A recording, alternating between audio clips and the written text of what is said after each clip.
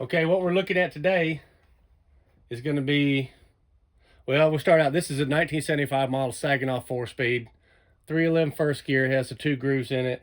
I have another video showing the kind of what to look out for in these kits that you buy nowadays, and there's a lot of things to look out for. I see a lot of transmissions for sale, stating rebuilt. I'm just wondering if people slam them together with these parts that don't really fit like they should, the majority of them, or 50% of them anyways. But you know, that's in another video. This video is going to be about this Hurst shifter. I bought this transmission off Marketplace, took a chance on it. Everything seemed fine. It looked nasty. It has never been cleaned since day one. Neither had this shifter. And I guess this shifter probably wasn't really on this transmission. It was on a different one, I'm sure. But he let me have the shifter for $50. It looked like, when I got it, it looked like these rods right here. These rods are off a 62 model Borg Warner transmission. But everything here looked as nasty as this.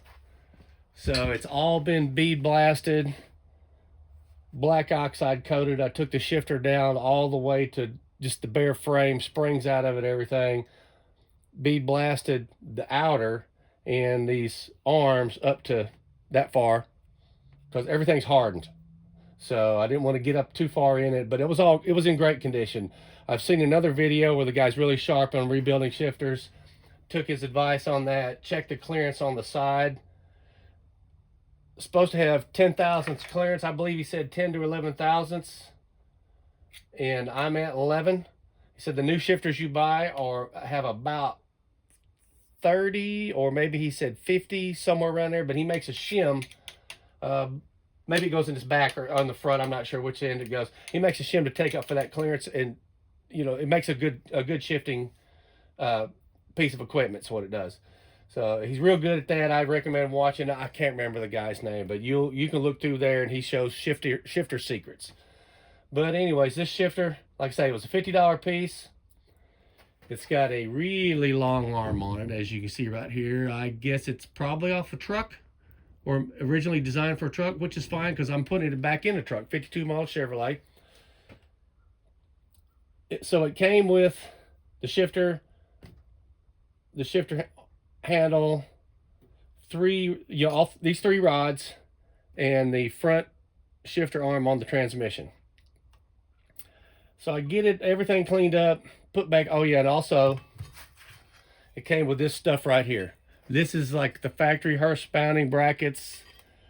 I guess they make them like this to fit a 3-speed also, since the Saginaw cases are pretty much the same.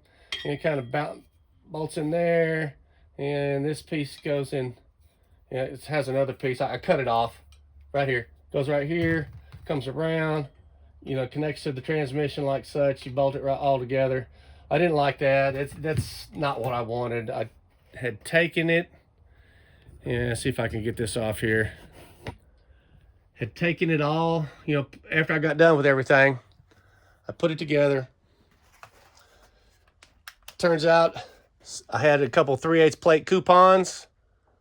You know, the transmission already had mounting holes in the bottom that had never been used. I suppose it might have came on a Monza or something with a 6-cylinder with the 311 first gear.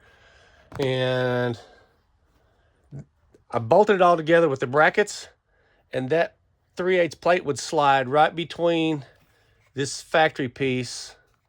So I put most of it together. I could put the reverse arm on it. Everything fit like it should. And just welded it up. You know, my welding's not that great, but I preheated it and burned it in. I mean, it's a nicer bracket. You know, it looks like it's kind of supposed to be there.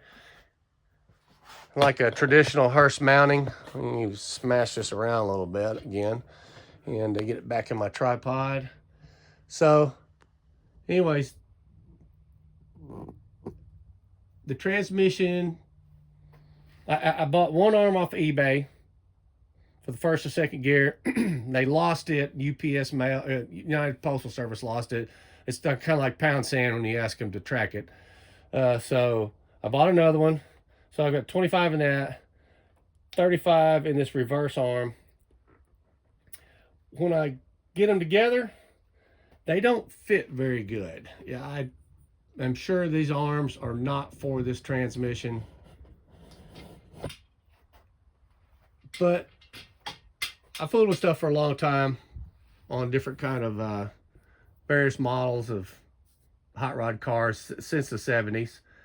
So what I was looking for, get this lined up here like I could. You see these extensions right here. So whenever I put it all together, it would all fit. It would go together, but I only had about this much thread. Not like what I needed for sure.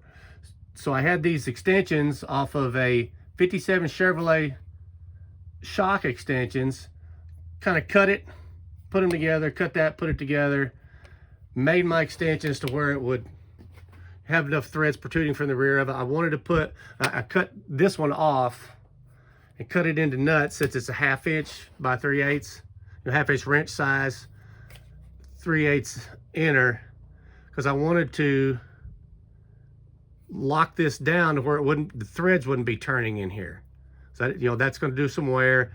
And these are not nearly as strong as the factory pieces. Like I say, everything's hardened from the factory, but these have been black oxide coated too after I tacked them on so they wouldn't spin later. And so I got all that done to where the rods would fit, but they were in a bind. They were kind of like at an angle. Oop, turn that right. They were at an angle when I put them in. So I guess maybe the Saginaws took a different rod or shifter arm for the rods.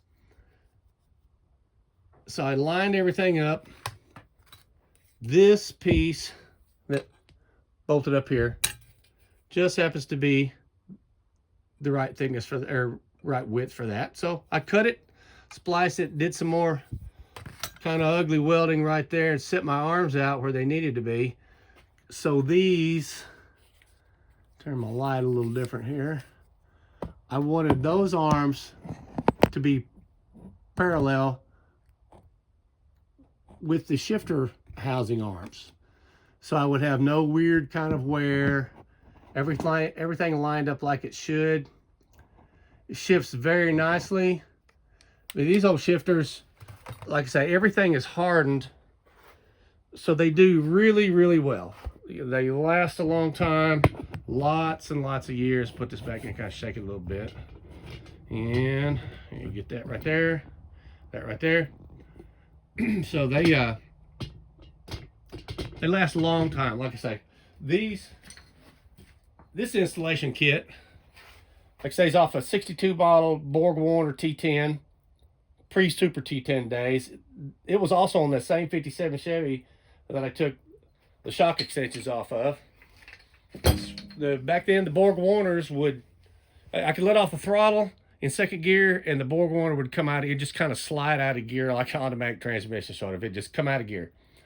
As long as you kept accelerating it, it would stay in second gear. That was fine. But in the meantime, I'd bought another Muncie, because I've always had the back then you could buy the Muncies for $100 or $150, a really good one. Some as low as $50 that needed rebuilt.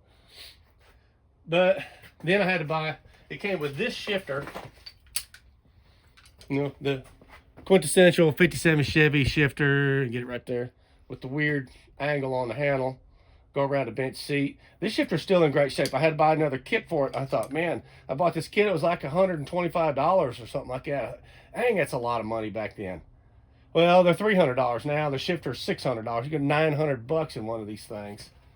So it's definitely worth rebuilding and making everything fit if it works correctly. This stuff, man, it shifts so smooth. Let me try to get to where we're at here. This thing, driving it with a little torque against the gears, we'll see how that works. But just on the kind of like my cylinder head stand here, this thing shifts so smoothly.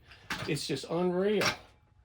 I thought, boy, that is the best operating shifter transmission that I've had, short of the new stuff. Those rail shifters, rail type transmissions work a whole lot better. But like I say, this has been totally disassembled. Everything clean. Everything looked good. Yeah, I didn't have any bolts for the shift stop, so you know all this stuff you see is yellow is grade 8. The dust cover on the bottom is gone. You can buy those off eBay for about $10. Put another nut on it. And that's really all it took. I mean, it is a really good operating thing. I'm just pleased with it. And I guess we'll see whenever it's running just how pleased I really am. Hopefully it didn't blow up the first try. It's kind of got a little mild 327 going in this truck. I'm not going to try to just destroy it or anything, but I guess that'll wrap it up for today. You know, it's you can rebuild these shifters. They can be taken apart and put back together. The springs, make sure you hang on to them. Keep your hand around them. You don't want them disappearing somewhere in the far corners of your shop. But they can be put back together. You just a couple screwdrivers and things like that. You can get them back in there. It takes 10 tries, but you'll get it. So I guess that's going to wrap it up for today.